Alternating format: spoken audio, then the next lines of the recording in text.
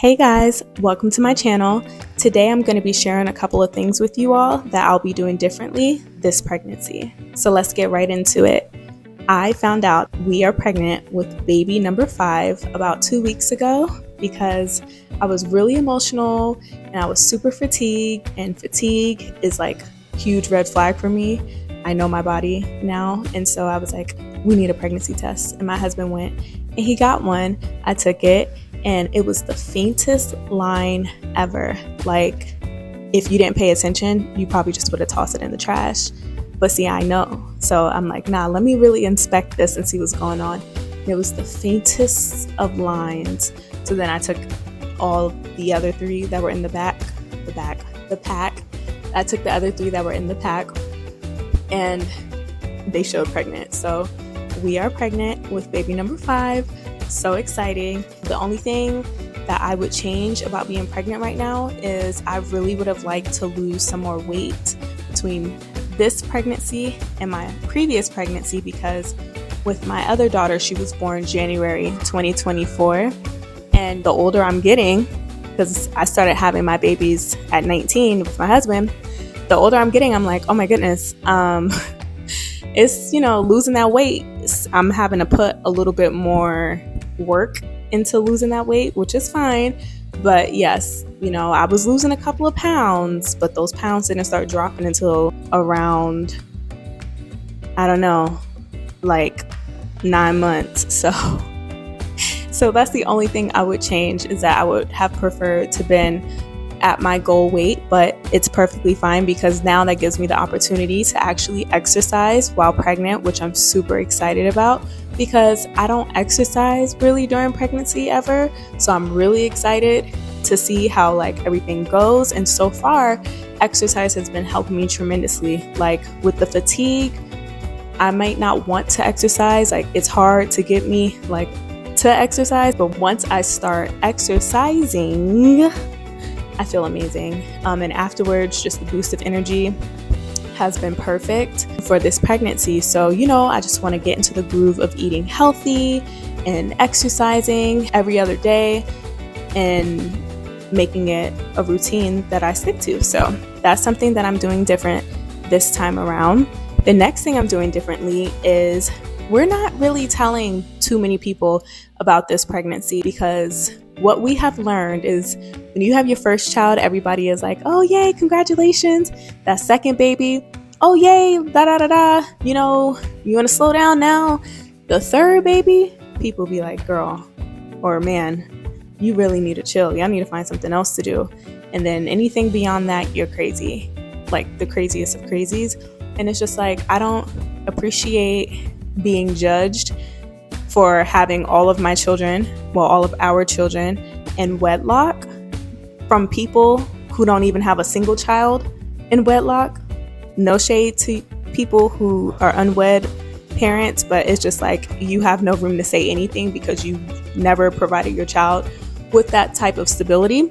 So best friends and family who I've heard say crazy things, and we've actually cut off, I guess not really cut off, but we actually have stopped talking to a lot of people in general, so it actually works out.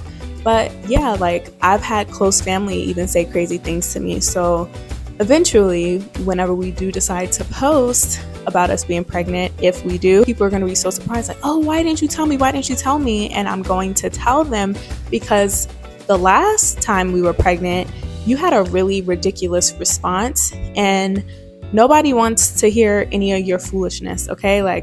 Really not in the mood. I might hurt your feelings. So we're keeping it to ourselves, because again, as I get closer to 30, the tolerance is really low for shenanigans, and I will accidentally on purpose hurt your feelings. Now, I don't want to do that because I'm not nasty and rude, but I will politely tell you, all of your children were out of wedlock. You didn't give your children a stable foundation. So how do you have anything to say about me? You also can't afford the children that you have. So how are you saying anything about me and my husband, who can afford the children that we have by the grace of the Lord, boast only in the Lord? But you get what I'm trying to say. So for everybody's sake, just keeping it cool, calm and collected. And when people say ridiculous things out in public, because strangers be tripping too when they see large families, they be like, oh my goodness, your hands are full, oh you're crazy. Like, don't be calling me crazy because you can't handle what I'm doing. That's your own insecurity, your own problem, your own experience. Don't put that on me. If you have nothing productive to say, let's just not say it, because if I start speaking, then I'm going to be labeled as a rude one when you started it, okay? So, oh, your hands are full. Yep. Thank you. Or give me your arm. I can take another hand. I don't know. I'm being silly. But for real though, like, people really need to just be mindful of the stuff that they say, because they just be yapping, and it's like, chill. Okay? Just chill. But that's also a reason why when I'm pregnant, especially like starting with my fourth baby, for real, I have been very intentional about how I go out the house, like, because again, people already have negative views and things to say about being a large family. So if you're a mom and you look all tired and worn out and you didn't put effort into how you look, you're just giving them something else to say.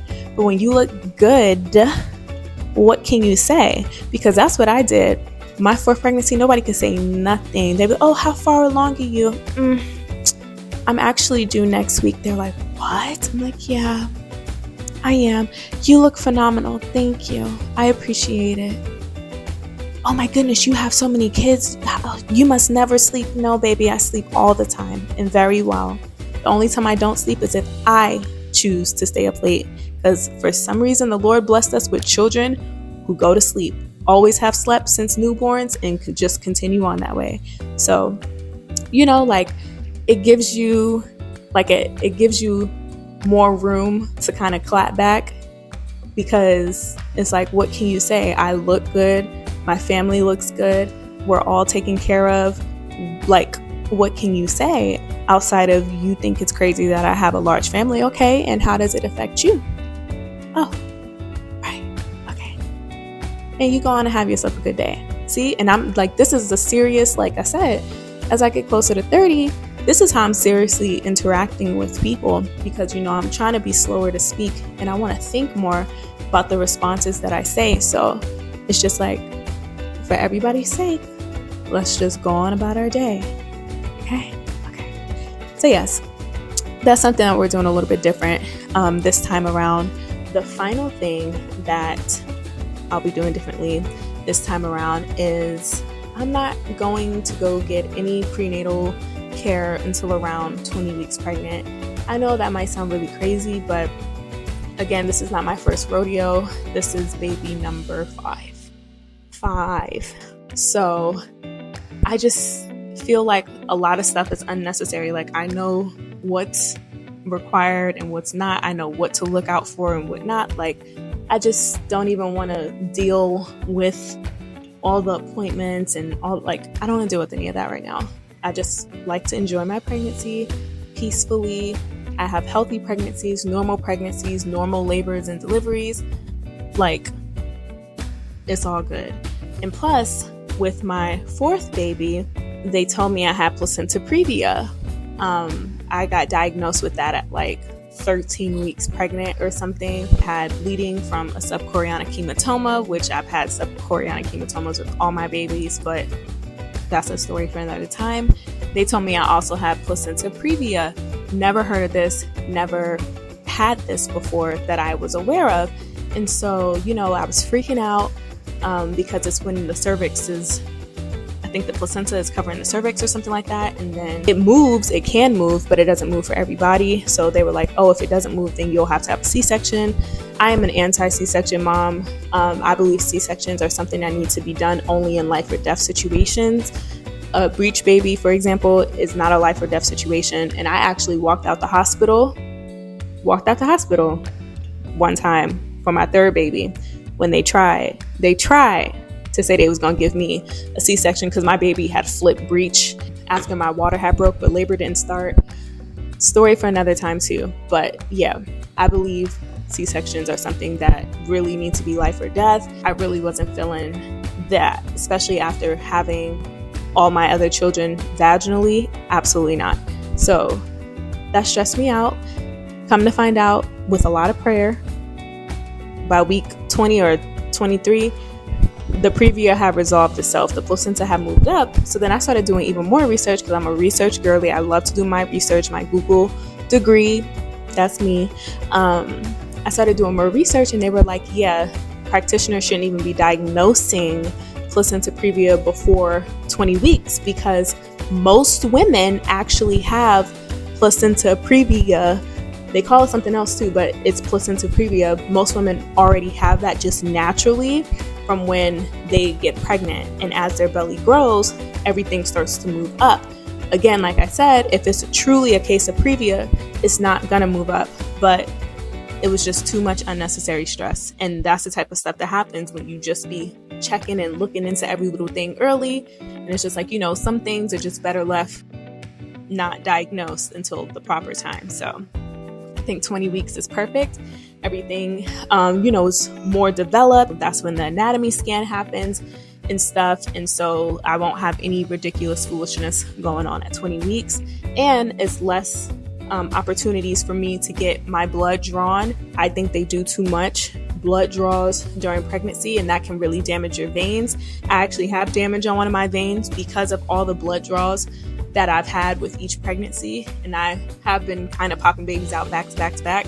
So it's just like, no, I'm good. And plus, I'll be having a home birth again, and everything is just kind of chill. So that's the other thing that I'll be doing differently this pregnancy. And yeah, that's about it for this video.